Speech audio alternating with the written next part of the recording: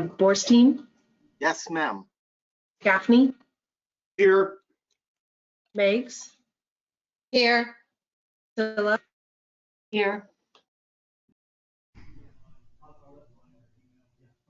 Kelly? Here. Okay, all present and accounted for. I'd like to lead the board in the Pledge of Allegiance.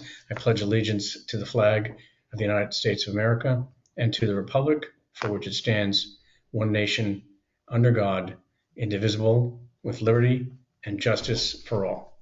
Thank you. Now I'm going to adjourn us to closed session. We'll all log off and reunite on the closed session log-on number, and we'll come back here after that. Now we wait a second for Julie to call Pam.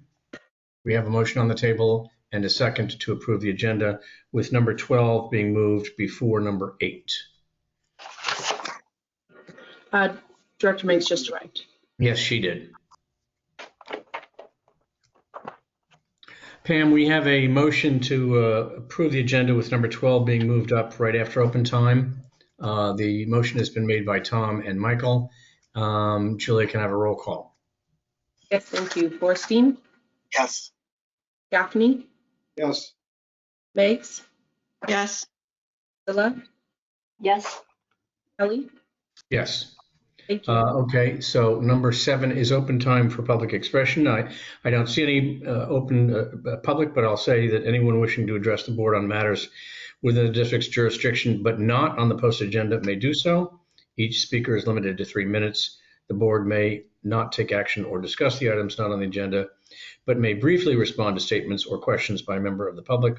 The board president may refer any matter to staff for further follow-up or elect to have the matter placed on the agenda for a future meeting. Again, not seeing any public, I will move on to board item number 12, consideration of authorizing the general manager upon review and approval of legal counsel to approve task order number 8 with Newt Engineering for design engineering services for the LS20 Larkspur Landing A lift station improvement project for amount not to exceed $87,708. Steve? Thank you, President Kelly. On this item, staff is recommending awarding the task order under a master consultant services agreement we have with Newt Engineering to conduct design engineering services for Lift Station 20 improvements. And the Lift Station 20 improvements project will be the first project to be initiated and completed under the updated infrastructure asset management plan from year 2021.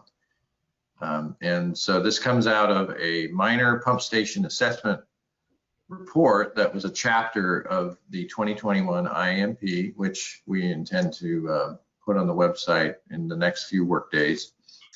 And this was a risk-based assessment of our 15 of our 19 pump stations. The subset of them we've already addressed through the previous infrastructure asset management plan. So we're recommending getting started with design, working with Newt, because Newt Engineering conducted the minor pump station assessment report and also did some wet well assistance, some of the more of the maintenance side of our capital budget we did this past year. So there's a familiarity with this part of our infrastructure, and Newt is available to assist us on this design project. And so I'm recommending we do a sole source agreement with them, and I detailed in the staff report some reasons why, in addition to just this familiarity I'm mentioning. And we don't do sole source design contracts every time. We try to do some competitive and some sole source. And so in this instance, we see value and continue to work with Newt Engineering on getting this design together. So we think it's a good proposal, good budget, fits in what we expect in the overall budget for this infrastructure improvement. And I invited Mark Wilson here, the president of Newt Engineering, to maybe provide a couple comments on the project, if you would, Mark, and then of course be available to answer any questions.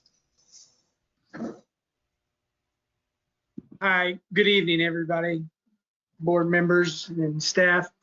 So I'm Mark Wilson, Newt Engineering. So most of us are probably driven by this pump station, kind of a nondescript location fronting Sir Francis Drake as you head westbound just before the entrance ramp going north. And that's the access point to this small pump station, which serves a pretty localized area also. Across the street, that Woods Island, the few businesses there by the old where the rowers used to have their clubhouse, and maybe they still do there, and also the ferry, and then a couple of buildings there.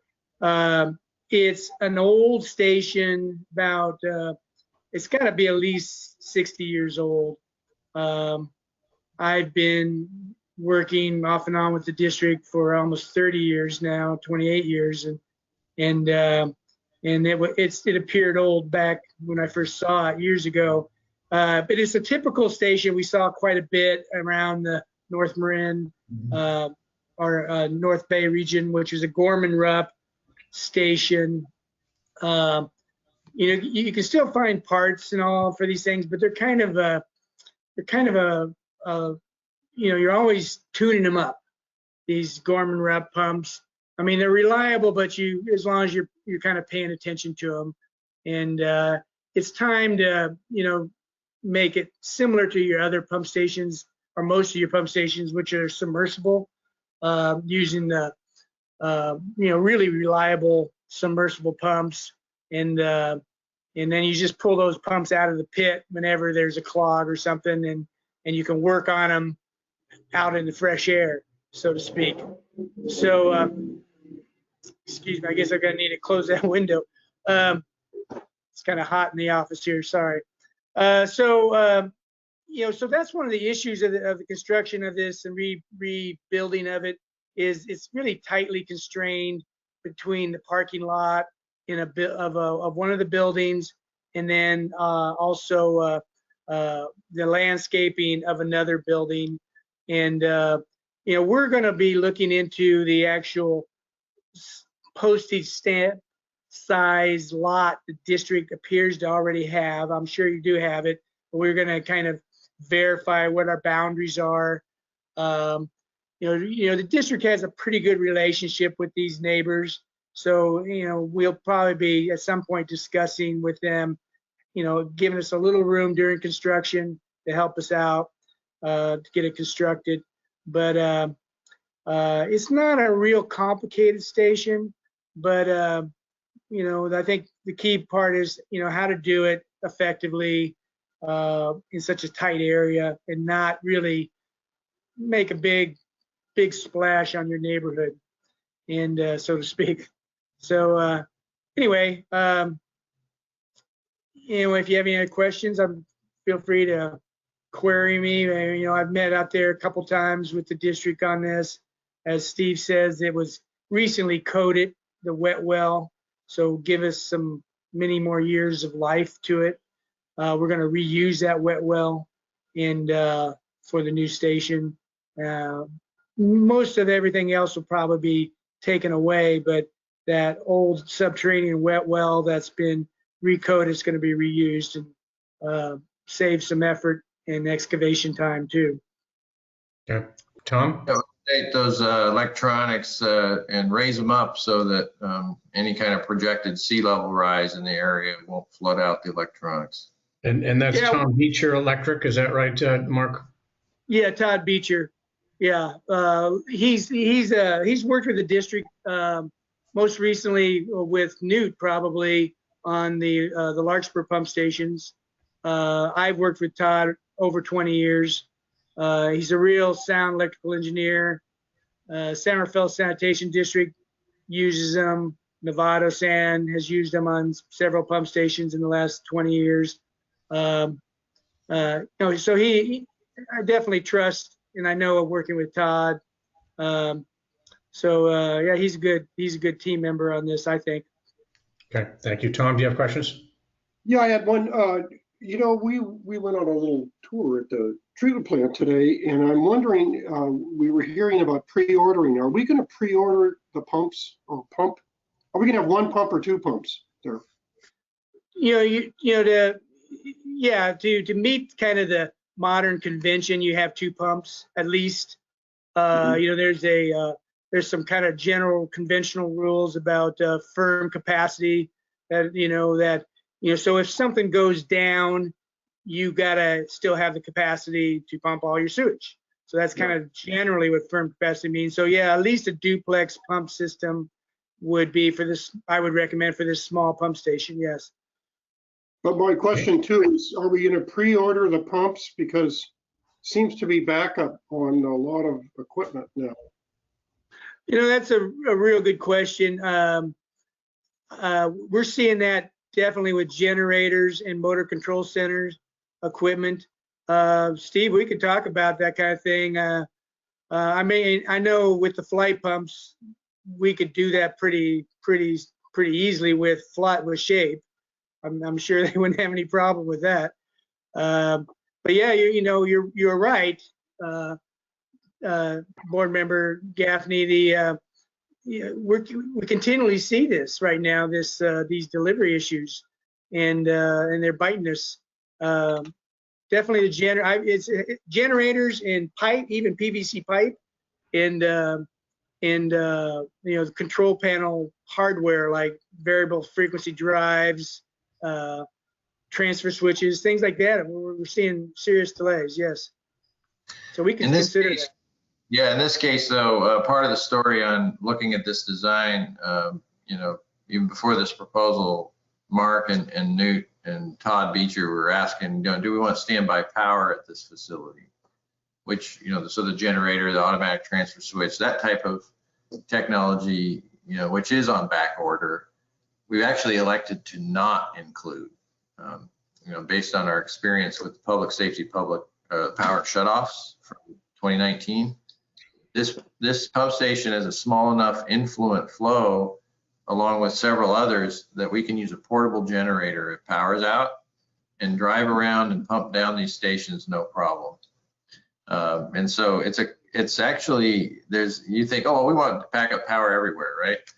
Well, careful what you ask for, because if you have a backup power system, those are things that can go wrong. They can give you false alarms. They can cause us on-call costs. So we have responding to false alarm on the weekend because of a standby power misunderstanding. So we kind of like maybe not having 19 standby power facilities. If we can, in an emergency, be just fine with a portable system. So we talked Mark out of standby power at this site. That did reduce costs. But I would just caution on, there's always a two sides of the issue. Pre-ordering sounds good, sounds prudent, but sometimes, and I think with the flight pumps, we can talk about it. It may work out fine, but sometimes when the owner furnishes things, it can get a little tricky with the contractor. They find all sorts of reasons why what you furnished is not the right thing, and there are problems with it. So we actually, the general strategy I propose is to stay away from owner furnished equipment, but there may be exceptions, and this may be one, and we'll talk about it, where owner furnished equipment might be the right call because of the long lead time. So I'm not closed-minded to it, but I just caution against that as a practice.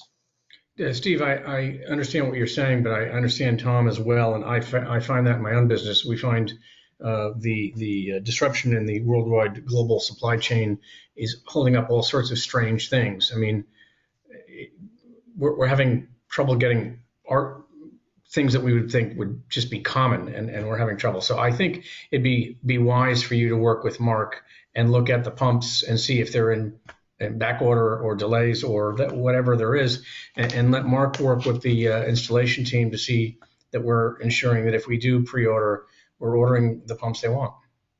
So I'd like to concur with Tom on that one. Tom, do you have any other questions?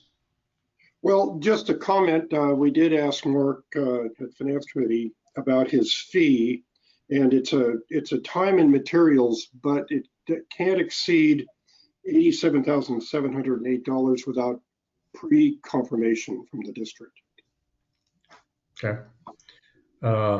Mary, Michael, Pam, anybody? Hands raised? No, And we allocated 100,000 for this in the budget, so. that's it's- correct. And the project cost, Mary, is budgeted at $1 million. Right. Okay. Do I have a motion? Mary, your light's on. I move consideration that we authorize the general manager upon review and approval of legal counsel to approve task order number 8 with Newt Engineering for design engineering services for the LS20 Larkspur Landing A lift station improvements project for an amount not to exceed $87,708. Second? Julia, can I have a roll call, please? Can I have a clarification? I'm sorry. Yeah. I was just thinking of the electrician. Yes. How does that cover if something goes awry? Because that is how does that work? Because it's like a subcontractor. Am I right or am I wrong? He's a subcontractor. Mark, you want to answer that? Just in case something gets weird, as we know, these things can happen if there's a subcontractor problem or lawsuit. Just curious. He's my subcontractor.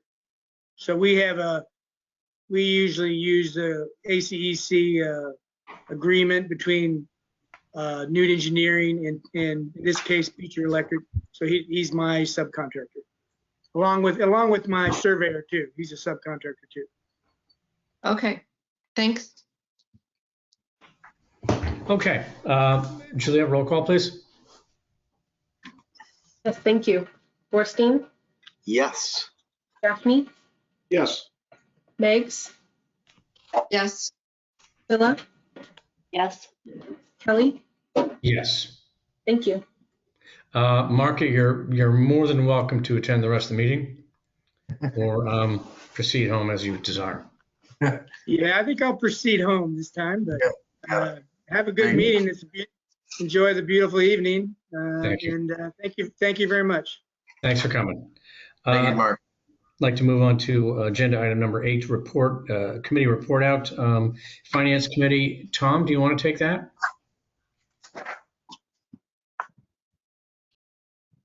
Yes, I'll take it. And you can add what you want. Okay. We met, the Finance Committee met yesterday, and we reviewed the interim financial statements with their new and improved format, if you might have noticed. Mm-hmm. We discussed the idea of reducing the balances in the bank accounts because they don't earn interest, and Lake does. Now, Lake, it's only, it's a modest interest rate, but at least it earns money. So Felicia and staff is going to look at that and decide what to do, unless the board wants to discuss it. We also did the 3 spending items, which we're going to discuss in detail. But we did also discuss the investment decision of the SEP and the SERB, however you pronounce that. And so I think that'll be an interesting discussion. Yeah, that'll come up later this evening. And that's it. Well, we talked about the CCTV cameras. That'll be on the agenda this evening, as well as the lease agreement for Anderson Place and Newt Engineering, the very thing we just spoke about. So yes, that's the finance meeting. Thank you so much, Tom. Michael, do you want to do CMSA? Sure. Bunch of different stuff. We have secondary cleaning of our recycled water over there, which RVSD makes extensive use of, but it's very limited in its uses outside of what we do to clean pipes and hose down Larkspur Landing when we were doing that. So given the current circumstances in Marin with the drought, there's a push to make it tertiary recycled water, and have truck filling stations like Las Colinas has at the Civic Center, and the ability for citizens to come and get recycled water to use on their lawns, certainly not for potable reuse. And we awarded Kennedy Jenks to do the pre-design for the truck's fill station and tell us, what we need to do to get the second to tertiary cleaning. There's also a big push by several board members, and I'm sure lots of other people, to go the full step and get fully clean water that we could actually do direct potable reuse. Thank you. Yep. And pump it directly into MMWD, because we have all those pipes all over the place. And the pumping would be easy to do. The cleaning, not so much easy. But for the time being, what we're doing is we've divided that project of recycled water into two pieces. One is the tertiary cleaning, to get that done as soon as possible. And really, even if we went full bore right now, we're into 2023 by the time we're going to have fill stations for that purpose. We gave the contract to them because they've done work on that with us in the past. And I believe we're going to, in the future meeting, talk about giving the full-on DPR stuff to Carollo Engineering. And it's a much smaller piece of work that needs to get done. We ordered a bunch of pumps, which is a good thing because it's an old system and they're doing a good job getting them replaced. As you all know, the digester cover over there ripped several months ago, and we declared an emergency, and happy to say they have completely drained the digester, a job which I would not want to do, standing down there with all that sludge, horrible stuff, and hip waders, having to blast Sutralite, which is a gem, sort of, made out of magnesium, and it grows on the insides of digesters. And so there was lots of sutralene all over the place. And Doug got enough for everybody. Truvite. Truvite, that's the stuff. Anyway, it's pretty interesting, and it's all clean, and it's truly massive down there. And if you have a chance, yeah, Doug's holding up a picture. Doesn't do it justice. It's how massive those digesters really are. And how clean they are and what great shape they're in. Yeah. If you all have a chance, I know Tom went and Steve went, and anybody else who wants to go, Mary, it's really it's an incredible sight. But anyway, so that's all done. And yesterday we had our new cover delivered. And starting sometime next week, they'll come in and begin to install the new cover, and about a month later, they'll actually start to fill it with recycled water. And then after that, they'll start adding sludge to it and producing biogas, just in time for hopefully sometime January, February, cranking up the new Jenbacher engine, our 1.3 megawatt engine, and bringing that online. The only problem we might have there is PG&E does not move terribly quickly, and we need them to approve the plans for the interconnect, so that when we switch from PG&E to biogas and back, they have to approve our design for that, which they've already. We don't have the final stamp of approval, probably much like our EPA approval and other things that we do. They don't move fast, but hopefully we can do something with that. There is some talk about MMWD, even if they did a temporary desal plant on that piece of land that they own by Richard, by the Pelican bay, Way.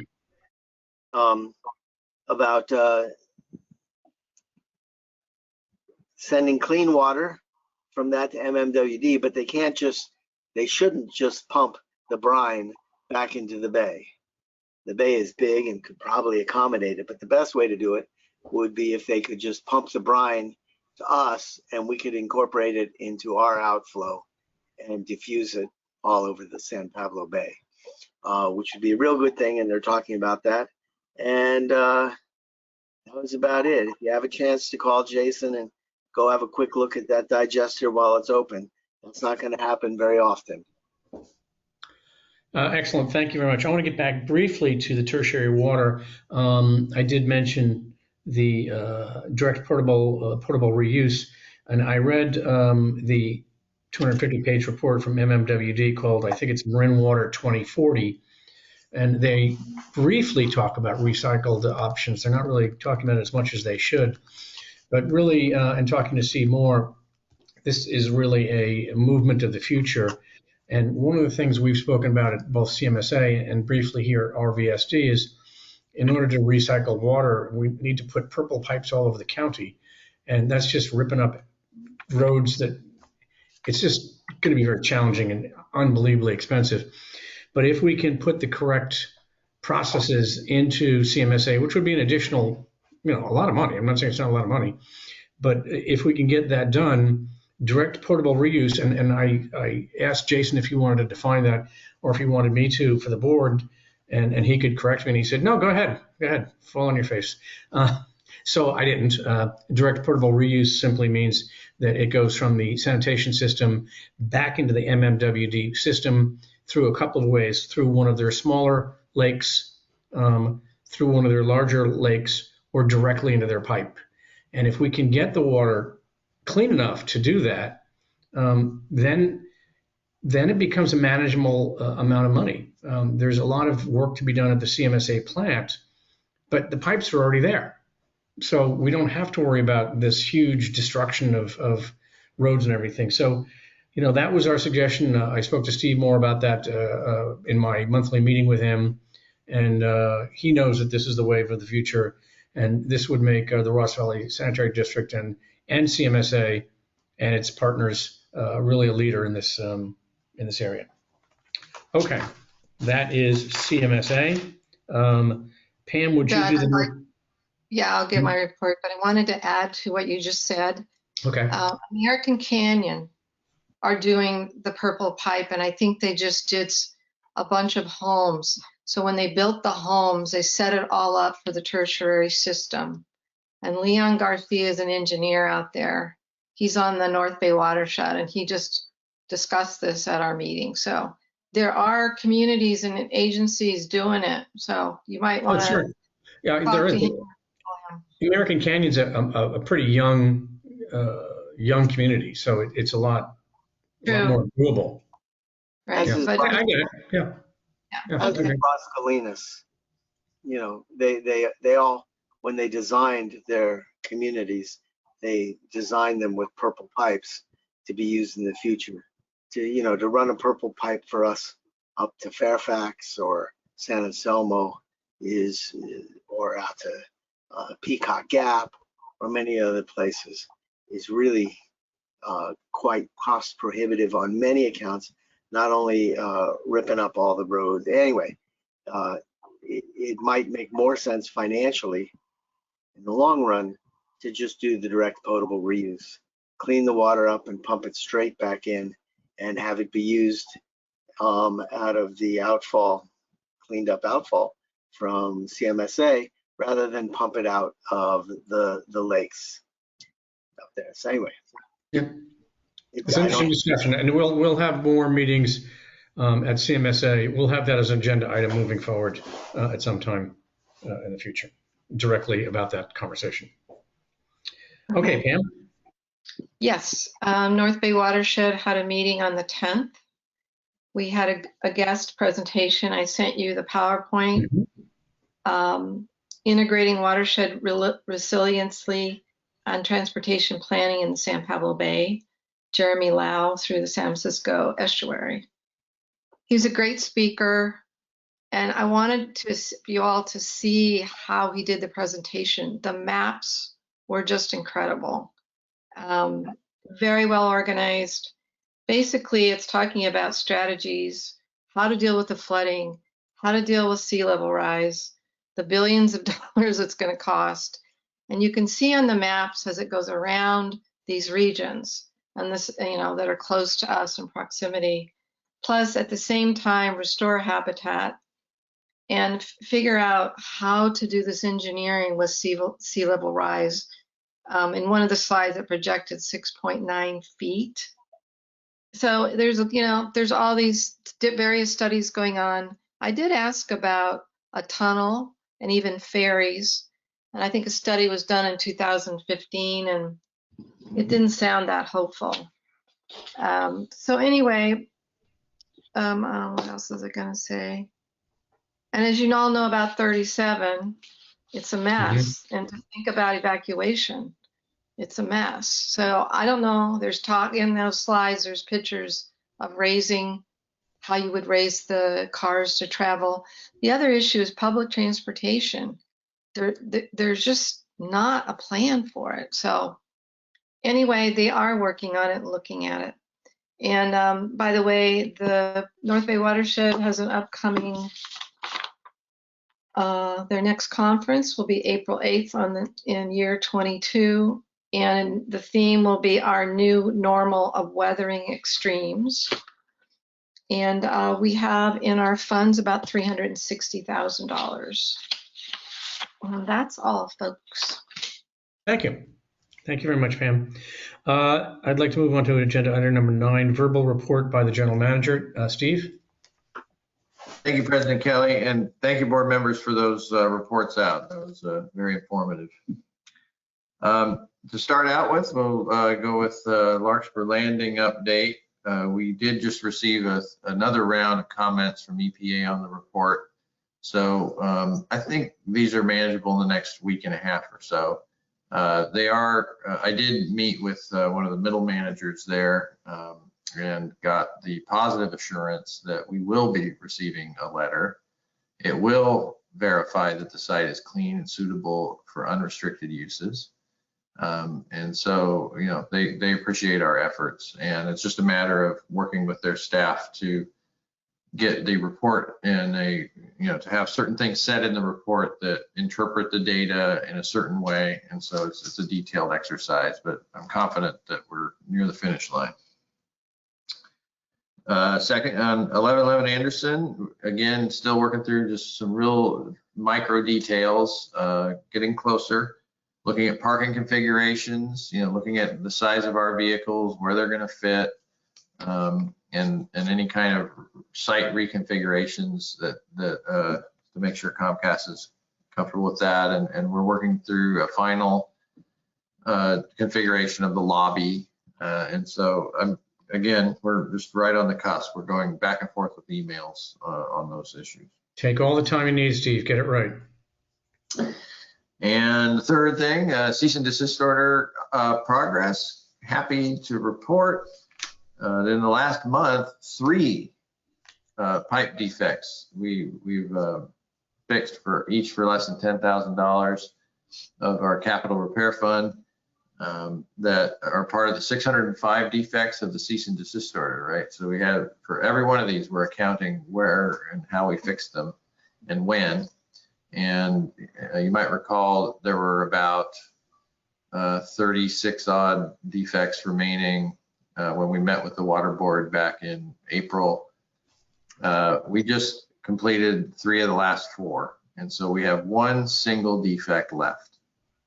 It's along Good Hill Road in Kent Woodlands. And it's a special one. The term low hanging fruit. Yeah, this was not. This is, what's the opposite of that? High hanging fruit.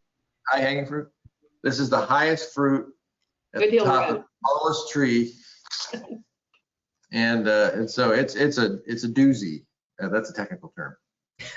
And but anything solvable, right? The engineer says, yes, it's just, you can do anything. It's just a matter of time and resources. But we're figuring that one out. So get that done by the end of the year. We're on par. And so that, we got 3.5 months. We'll figure it out. And we got the contract. Everything else is under contract, whether it's capital obligations or, a handful of defects are already under contract and getting fixed through the capital program. So we feel we're on track. Excellent. On the drought, we report in our metrics report, what our recycled water use is compared to the potable water. And so you might recall last month, I was pleased to let you know that, while earlier in the year we were using 60% recycled water. In July, we used 95% of our water that we used was recycled water. 95%. That's excellent. In August, it was 97%. So that's remarkable. And we're doing this. There's some luck. The fact that you all approved our new Ramjet vehicles, and we're phasing out the old ones. We're actually using the old Ramjet vehicles as water trucks. So we're being creative, figuring out ways to get recycled water use all the way up into the Cascades of Fairfax or Oak Manor or Sleepy Hollow, the far reaches of our district. But we do have to use potable at the end of the day every once in a while just to meet our need, our line maintenance obligations that protect public health and prevent SSOs. And so we can't commit to 100%, but we sure are coming close. Yeah, that's great. That's really remarkable. Thank you. Yeah, staff's working hard, using their brains, critical thinking to figure out, how to maximize recycled water in their daily use. And then finally, my last item, a nice little success story. You might recall toward the end of last year, we brought you a package that you approved on a cost recovery program. So when neighboring agencies ask us for assistance that exceeds more than one day, because we don't mind helping folks out, we can work that in, right? And like one day we come out, maybe train or loan some equipment, but we don't do, it's not it doesn't happen all the time. But we do get inquiries about, hey, could you help us with the smoke testing or the camera, some condition assessment of storm drains and this sort of thing. So we did our first pilot this week, and we gave a proposal with this new system that you adopted, the cost recovery system. The agency is the Tamalpais Community Services District. They asked for assistance on smoke testing, and I think, maybe our neighboring agencies sometimes have a hard time getting the attention of, or, getting quotes for this type of work and then that are affordable. So we worked them into our schedule this week. We gave them a budget based on our actual costs, and assuming a certain length of time, we figured with the scope, it was maybe 5 days of work with a supervisor and 3 workers. So we gave them a budget of $22,000, and instead of 5 days, it took 3 days. We completed it today on Wednesday, and so it's time and materials, so it's going to cost less than $22,000. We're going to just charge them for what it cost us. So we recover costs. That's the spirit and intent of the program. And we already saw co-benefits. Not only was it interesting for our staff to go to a different location to do work, but they noticed that the vegetation management in the easements in Tamalpais Community Services District is quite good. There's a lot better access to do the maintenance work compared to Ross Valley. And so that was compelling, and Felicia and I talked about that today. We're going to talk to them a little more about it, and I'm going to reach out to Heather Abrams, my counterpart at Tamalpais, to learn about how they do that. Basically, you can think of the poison oak issues that we deal with, and other things when we're trying to get our work done. And anecdotally, it sounds like they've got better access on these private property easements. So we're going to learn. There's a co-benefit of doing this work potentially. Mm-hmm. That's great. It for my report. Tom? Yeah, Steve, do you think that we were that our work was cost effective compared to what a private company would bid? Yes, I do. I think very much so. Did she get a bid from anybody else? I can find out more details about that, but we did it from a strictly a soup to nuts. Here's what our costs will be. And then, we throw in some value for them because we organize the data in a way that's compatible with their CMMS, their computer maintenance management system. And so it's organized data that someone like Roto-Rooter or Roy's or other private companies won't do for them. So they get an organized database of information, whereas they maybe just get printouts from a private company. I have a question. Does this have to do with any vegetation mitigation at all? Yeah, I wonder too, Director Meggs. I have the same question. In terms of what we have. Yay. Go ahead. Yeah, in terms of what we staff told me they saw, it sounded to me like there's some initiative that either the district has implemented. Maybe they work with the fire protection district. We don't know. We're going to find out more information about that. Right. There's major money and projects flowing as we talk. So I think you need to get in touch, and I can hook you up with Bruce Goins, who's he's the director of all the electeds for that JPA, and I think we'd qualify. So you probably have to do some criteria, but anyway, that sounds good. Thank you. I really appreciate that. We would welcome that assistance in getting in touch with folks. Like I said, I'm going to reach out to Heather Abrams, find out who they may or may not be working with, but I would happily follow up on that, Director Meggs, because I see a partnership there. I see a win-win, for a win for our staff because they struggle with access to easements, and a win for fire protection.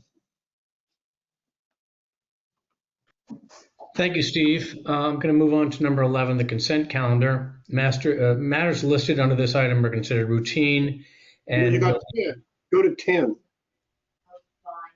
Oh, I apologize. I crossed that out. That was verbal reports by general manager. I knocked him off on that one. Verbal reports by board members and requests for future agenda items. Thank you, Tom. Do you have any report out, or do you have any requests for a future agenda item yourself? Well, yeah. Steve, you mentioned that we're doing a project on the new IAMP. Is that completed? The IAMP, is it done? The report? Yes, it is. And I guess it's voluminous, it's large. Is it on our website? Not yet. We're working on that as we speak. We're going to outline. We're going to try and make it as user friendly as possible. We're designing that right now.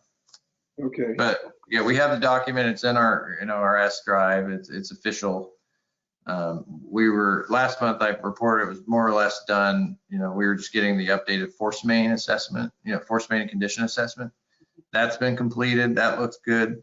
So as we speak, staff, we're working on getting this on to the website, and then once that happens, you'll all have direct access to it, and we'll let the regional water board know. Here it is. So rather than send them, a Dropbox link and all that stuff, we're just going to post it on the website and let you and the board and the public know. There it is. Good idea. So it's imminent. It will be done before the end of the month. Excellent. Anything else, Tom? No. Any other board members? I'm looking at you. Verbal report or request for agenda items? All right, seeing none now, I'll go on to number 11, the consent calendar. Matters listed under this item are considered routine and will be enacted by one motion. The consent calendar may include resolutions. Therefore, the motion, second, and vote will also be applicable to the resolutions and recorded accordingly. There'll be no separate discussion of these items unless requested by a member of the board or the public prior to the time the board votes on the motion to adopt. Does anybody want to pull anything from the consent calendar? Yeah, I've got a comment on the minutes. Okay, very good. Anyone else want to pull anything?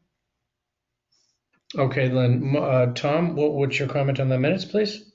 It's on board packet page 4.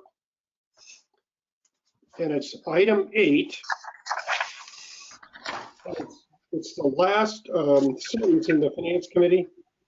And it says, discuss the possibility of increasing the surplus minimum value threshold. I would like to add surplus items for sale minimum value. Because I read that and it sounds like something else. So just add items for sale. Surplus items for sale.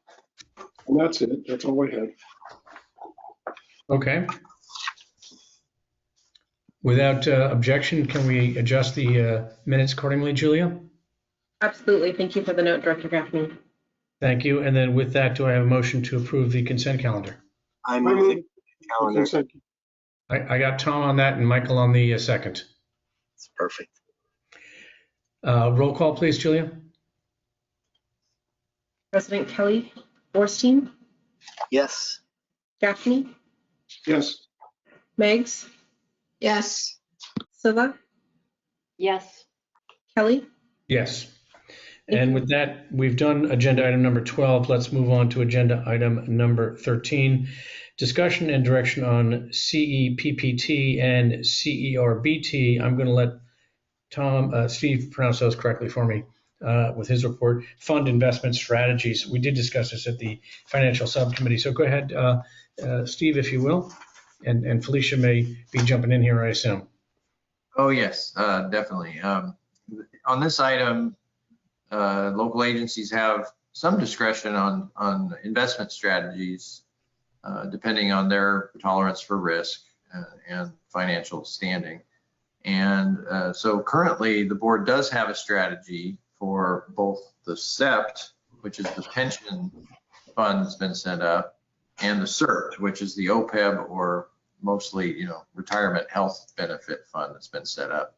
So the staff report explains the current strategies and what the choices are that the board can weigh in on for any changes or to keep things the same. So with that, I'd like to hand it over to Felicia to further brief the board on this choice. Thank you, Steve. Actually, that's a very perfect overview of this item. The SEPT, which is, as you mentioned, the pension trust fund, and the CERT, which is the other post-employment benefits, or typically for us in particular, medical retirement benefit trust funds. These two funds were established at different points in time. The CERT was established first back in 2014, and the SEPT was established more recently in 2020, and partially that was because the SEPT was only recently available. Both of these funds are managed by CalPERS, and their investment strategies are prescribed also by CalPERS, which is to say the district really doesn't have any say in the specific types of assets that are invested in each one of these strategies. I think, as Steve mentioned, the SEPT has 2 available strategies to choose from. The CERT has 3 available strategies to choose from. In 2014, when the CERT was established, the board of directors at that time chose strategy 1 to invest 100% of the annual investments into that fund. In 2020, the board of directors had a little bit of a different strategy to invest into split the investments into 2 different strategies. 2/3 of the investments are going into strategy 1, and 1/3 of our investments are going into strategy 2. I think the board of directors at a recent board meeting asked to review these investment strategies, and the finance committee, as you've noted, had a discussion about this yesterday. We're pleased to answer any questions that the board might have about the individual returns or the type of investments or how these funds have performed over time. But effectively, the discussion and direction that staff is looking for today is to determine if these are the correct strategies based on the information presented in the staff report that the board would like to continue with in each of these two funds. So with that, available to answer any questions and all ears. Oh, I will also mention just that the attachments in the staff report are just some details on each of those two investments in the CERT and the SEPT. And again, these are published by CalPERS. All of these assets are managed specifically by CalPERS investments and CalPERS advisors. And that's all. I have one question. What does Tom think? Here's what we discussed at the Finance Committee. Go on to page 52 of the board package. By the way, this is a great report. It's got all the information in it and it's very succinct. It's a terrific report. Well, so look at the CEPT, CEPPT, two available investment strategies. And I look at that and it's just the percent of each category type. And fixed income, these two funds have targets for us of 7%, right? And if we don't make 7%, we have unfunded pension liability, And so the fixed income now, what percent is that making? Probably 2%. So we're guaranteeing that we're missing our target. And so I would, my recommendation is that even strategy one has 47% fixed income. The other one, the strategy two, has 73%. So I would highly recommend that we reduce the amount of fixed income in these and give ourselves a better chance of making that 7% target. And so I'd like to switch the step to what we did on the CERD and go 100% strategy one and reduce the amount of fixed income. That's what I think we should do. Why are we investing our money at 2% when we've got a 7% target? That's what Presumably it's lower risk, but you don't think the market's going to do anything. The global equity market is not going to tank. Well, we hope not. But right. Yes, the other one has, but even the strategy one is almost 50% fixed. And so, yes, strategy one has more risk. It's a more risky. It's right up there, right above in this excellent report. You can see strategy one is less conservative than the moderate one. It's not a very risky fund though. If you look, only 40% in global equity and 47% in fixed income. I'm not saying we shouldn't do it, but I just presume that you trade risk and return. You always do. My question answered. What does Tom think? So I say we have a risk by guaranteeing that we're not going to make our income target. I mean, if we're supposed to have a 7% income target and we're investing at 2%, what are we thinking? What's the logic of that? So I would recommend, and I'd like to switch to strategy one for the CEPPT. That's the whole point. And see, we're already in the correct one according. We're already in one for CERBT, so we can stay where we are there? Okay. Yeah, we are there, right, Felicia? We're at 100%. Yeah. 100%. That's what that's what brought up when we looked at our assets, and so much of our assets were in a bank account, that we thought, gee, let's kick some of that into even life, and it's a very safe thing. It's probably got less fixed income than this. I'm sure it does. So Tom, would you change any of the numbers on the CEPPT on strategy one? What I would like to do is go 100% strategy one. on CEPPT. Yeah, and keep the CERBT already at strategy 1. We Right. we can't change the allocations, Michael. We don't have any choice. Okay, we can't change allocate. Okay, never mind. Yeah, we can't say, gee, we want more equity or something like that. We can't do that. Got it. Thank you. We're picking what they offer, and these are the two things they offer. And then we have another discussion.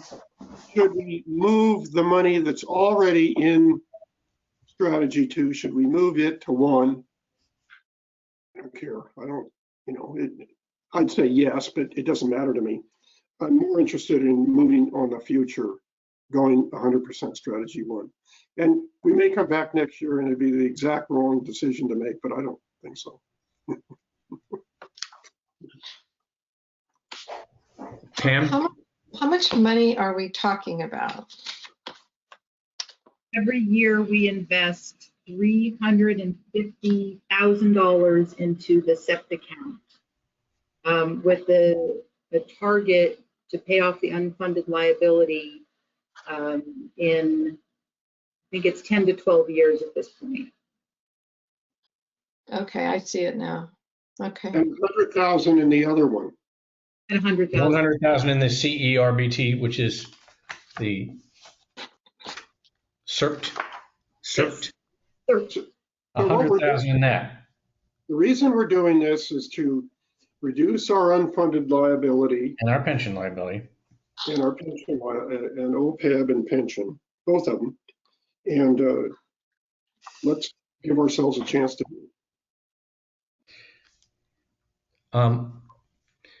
Tom, are you making a motion that we suggest that we take our current strategy 2 number on CERBT and move it into strategy 1 at this time? And Felicia, how much money is that at this time? The CERBT is 100% strategy 1 already. It's CEPT, C-E-P-T. Okay. Yeah. So we have a balance in strategy 2 currently of $278,770. That was as of June 30th of this year. So I think it's a good question. Should we move all of that plus future investments into strategy 1? Well, I'll just make a motion. All right, can I make a motion? Yeah, certainly. Well, I'm sorry, wait a minute. Before you do, hold on. Mary, Michael, Pam, do you have any other questions, comments, or think before I let? Are we voting on? I don't know yet. I'm not clear on what I'm voting on because, I understand, are you talking about all future money or just the current money? And it might need 2 motions maybe, I don't know. Well, But I think we're going to hear a motion that he's going to suggest moving our current money and then this year's investment. But let's.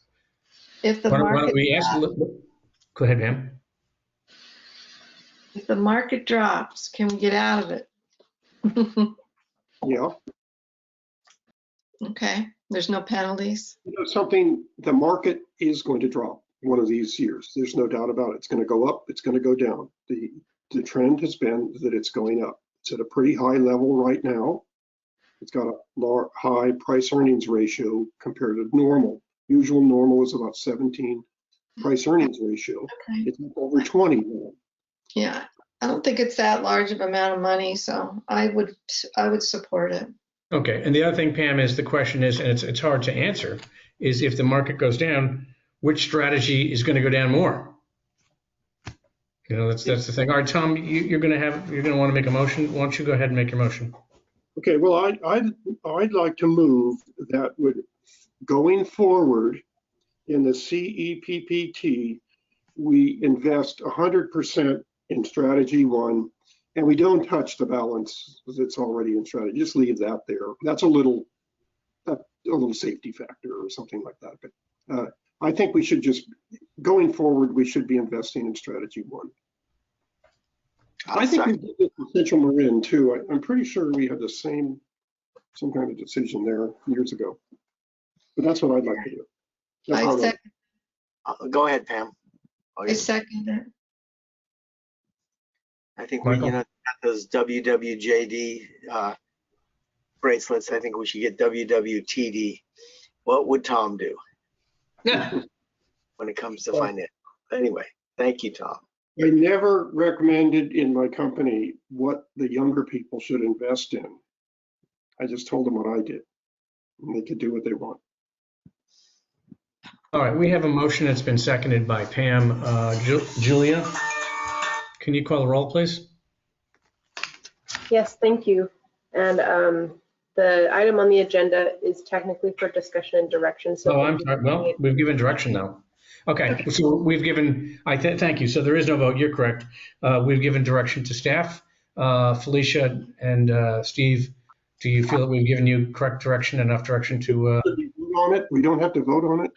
Now it's discussion and direction. Direction And received. There. Thank you. Okay. Okay. With that, I'll go to item number 14 in monthly informational items. Steve? Yeah, this is our monthly metrics report. As always, it's pretty self-explanatory.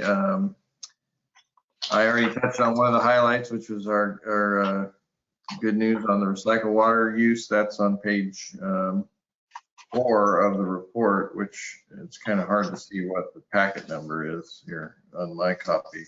It's page 1, I think.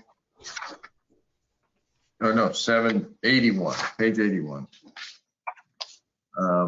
So yeah, and then I'll note we did have overflows this month after 2 months of not having overflows.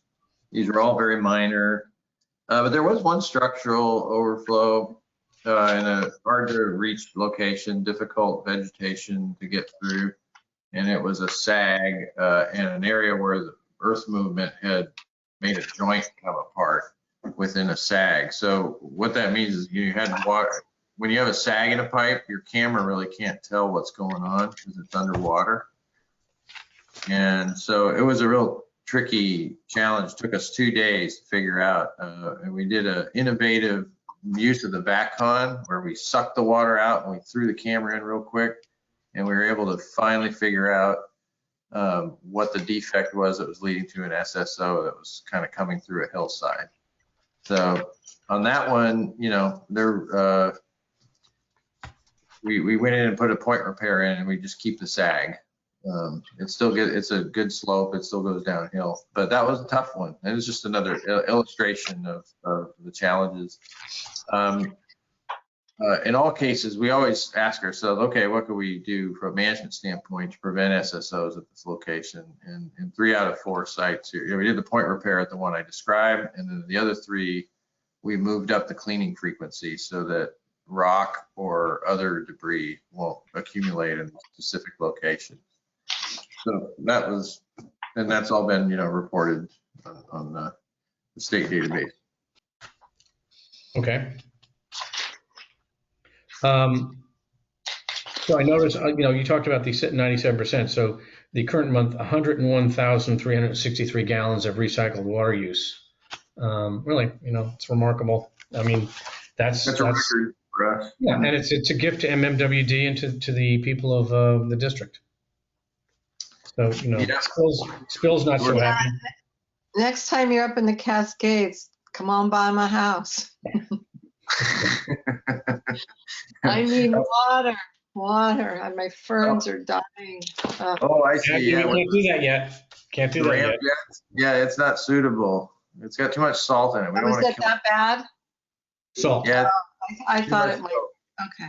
Well, Pam, let me be clear. At CMSA, we're talking about that very deeply, of getting to tertiary water, one step at a time. Right now, it's for sewer clean out, and is there anything else? I can't remember right now. But the next steps are Dust control. Thank you. That's right. Very good. Dust control. And the steps after that are medians and for plants and yards.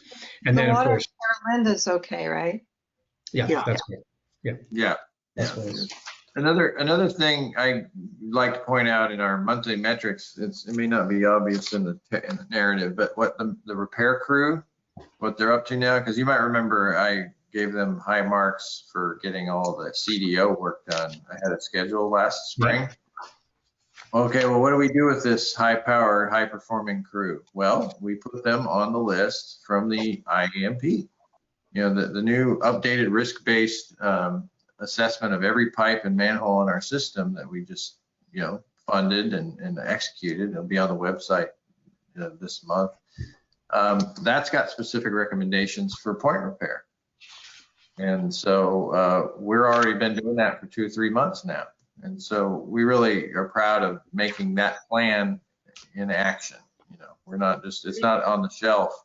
It was integrated into our info asset CMMS, you know, our computer maintenance management system, and it drives our work orders. And so the work our repair crew is doing right now is already fixing pipe identified in that IMP update. Mm-hmm. Hey, Steve, I was going to ask, so how do they pick this, how do they pick which pipe to repair or which manhole? There's a condition assessment on the entire system now, or virtually? Yeah, we score our assets based on risk, and it's 70% likelihood of failure, 30% consequence of failure. So pretty much the consequence of failure in our district is pretty universally bad, you know, because we got all these creeks and schools and, you know, roads, you know, SSOs are not good anywhere pretty much. So we weight it more toward likelihood of failure, and that's based on condition assessment. You know, that's based on all our technology, the cameras that you approved today, you know, where we go out and we document the condition of our system. That gets recorded every day. And, you know, we got this algorithm, you know, that's basically scoring all of the risk associated with all of our assets. And so our repair crew, you know, they're planned out, you know, but they'll do some updates. They do every month. They'll kind of review things and say, oh, okay, we'll bring these up because it's higher risk. And then we'll also group them geographically, right? So that you're not going pinging back and forth between Oak Manor and Larkspur, you know. And so there's a bit of that goes on too. So do you have a big list of projects is that what it is? Or is it a great big? No, it's like a database, you know. It's got, you know, all of our assets are accounted for, and they're basically pipes are the manhole to manhole. That's the identifier, mm-hmm. and they're all scored. And then we have a video of pipe attached to the file, you know, so you just click, boom, you know, you're looking at the video of the pipe. It's got all the defects categorized and listed. So that's the CMMS, you know, so it's not a standalone report. It's a living work planning, you know, condition assessment machine that really, it takes away a lot of the, you know, the guesswork, because it's weighted toward higher risk problems. And so we already got the really bad ones through the cease and desist order, because that was a comprehensive assessment of the system back in 2012 or 2010, you know, and then that was used as an enforcement order to say, fix all of those. That was in that report.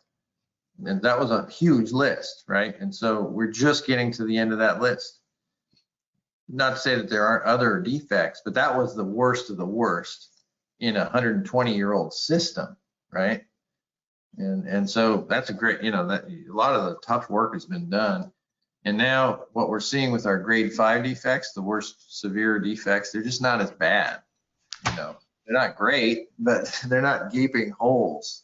You know, they're not 5 feet of no pipe, right? Which we had in that previous list. Speaking of gaping holes, does anybody know what happened on D Street on Saturday? Okay, the concrete had fallen in and they were routing traffic around it. It looked like a sinkhole of some sort. Could be, yeah, sinkholes, and you know, we'll get sinkholes. You know, we'll you know, and often it's storm drain, but we fixed a sinkhole where a previous staff person here on a work order from around 1998, we see the file and it's like, oh, someone dumped a load of crushed rock rapidly and took off and backfilled. Well, they broke the pipe then. And now there's a sinkhole in San Anselmo. You know, this happened in June. You know, so yeah, you know, it's you know, we can't get, that was like on a lateral, I think, you know, so it wasn't necessarily on the condition assessment of the pipe. So yeah, the sinkholes happen, and sometimes it's operator error, and sometimes it has a long, what do you want to say? You know, it's a gestation. Yeah, incubation. Because that's the nature of our infrastructure. It's very long. There's a long view to it, you know. And when we're doing these projects, they're 100-year assets. And a lot of, you know, meaning we can expect them to last 100 years. And when we repair things there and dig things up, they might be over 100 years old. Well, Okay. Thank you very much. With that, I'm going to adjourn the meeting. The next regular on October 20th, 2021 at 5 p.m. Any hopes that we'll consider at this meeting? Do we want to consider doing that in person? Or do we want to continue the Zoom? How do we feel about that? we have our choice. Well, I love Zoom. I live near this one. Andrea? I think Andrea's going to tell us what we. On the whether you actually have that ability question. Let's put it on the next month. I think we could do a hybrid. Well, no, hang I on. understand what Andrea's saying. Time out. There is some law on this. So the governor's executive order allowing for this does expire at the end of this month. However, there has been an urgent piece of legislation that I believe as of this afternoon was on the governor's desk that essentially allows for this to continue so long as we are under a declared emergency, which we still are in the state of California from the beginning of COVID. So I fully intend for this to continue to be a possibility into the future, including next month. That doesn't mean we can't go back to in-person or some sort of hybrid, and some agencies are doing that. But it's my understanding that unless the governor decides not to sign this legislation, which would be unexpected, that this will continue to be an option. So then may I suggest we put this on the next agenda at the end of the agenda to talk about whether the next meeting will be a hybrid or in person, since I do point out it's not on the agenda tonight. So we've been meeting in Zoom meetings for some time now. The next meeting will be on October 20th, 2021 at 5 p.m. and I fully expect it to be a go-to-meeting type of meeting. I think we should recall that guy. Oh wait, that didn't work. Felicia. I thank you, President Kelly. Just a point of information that I believe the board clerk sent out a request for availability for a special meeting on October 13th. I just want to remind the board that there is that additional meeting the week before the regularly scheduled meeting on October 20th, assuming that all of the board has responded to you, Julia, on their availability. Yeah. Yep, I sent a subsequent email confirming the 13th at 5. So I will also send an agenda, further details down the line.